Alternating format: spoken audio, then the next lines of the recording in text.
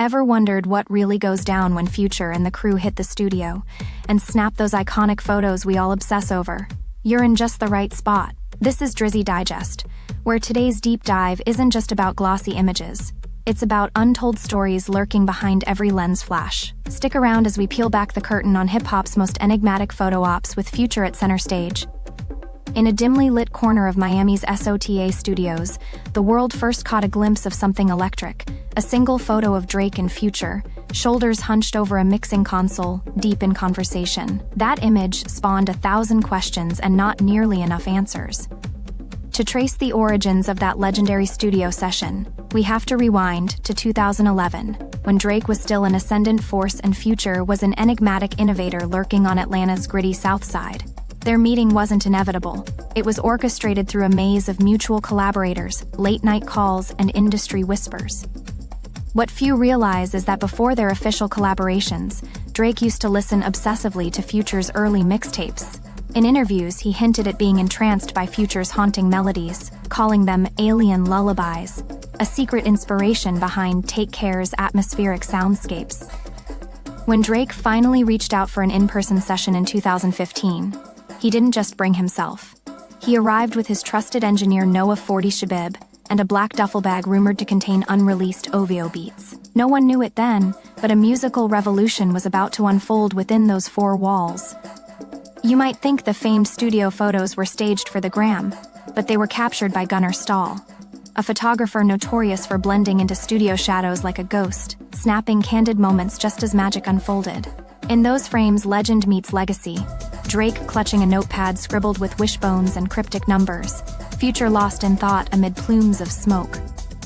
In that first marathon session, neither man wanted to leave. Drake reportedly canceled 3 meetings, while Future turned off his phone entirely.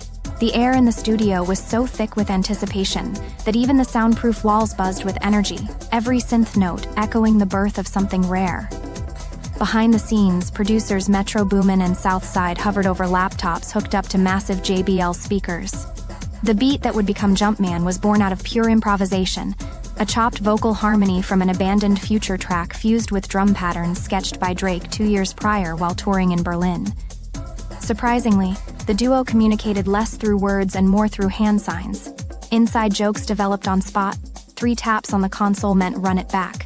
An index finger pointed skyward indicated a lyric worthy of rewriting history. Every photo from those nights radiates this unspoken language, a bond carved from relentless ambition and respect. Little do fans know, that iconic photo where both are laughing mid-hook captures the moment when Future freestyled an entire verse about time travel. Drake burst out laughing because he realized it matched exactly with a verse he'd written 5 days before, destinies colliding over looping hi-hats. Every collaboration between these titans is rooted in intense vulnerability. In those now mythic sessions documented by Studio Snapshots, both artists regularly played each other their unfinished tracks, sometimes exposing insecurities or creative fears. The trust in those rooms is woven into every shared syllable. There's one studio image particularly evocative, both men staring at the ceiling as if searching for lyrics among the soundproof tiles. It's not just theatrics. The ceiling is peppered with tiny handwritten notes left by visiting artists over the years. Drake paused mid-session to read one left by Prince in 1997. It whispered about melody chasing midnight. That moment seeped into Diamonds Dancing, giving birth to its reflective tone. Many don't catch it, but scattered across these legendary images are clues. Future's sneaker collection lined against the wall like trophies or Drake's vintage notebook covers peeking from his backpack. Each tells a hidden story, nervousness before fame, family sacrifices made for midnight flights across continents. The true origin of What a Time to Be Alive doesn't lie just in chart placements or viral tweets. It lives within these unstaged photographs snapped between takes.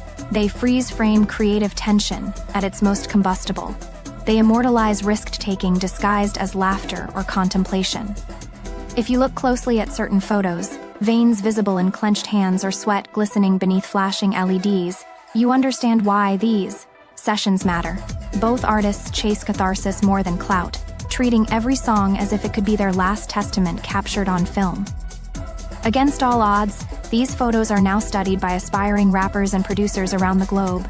dissected like forensic evidence in hopes of catching a glimmer of secret sauce behind this flawless synergy. What they find isn't formula but fearlessness, two men daring each other toward new creative frontiers.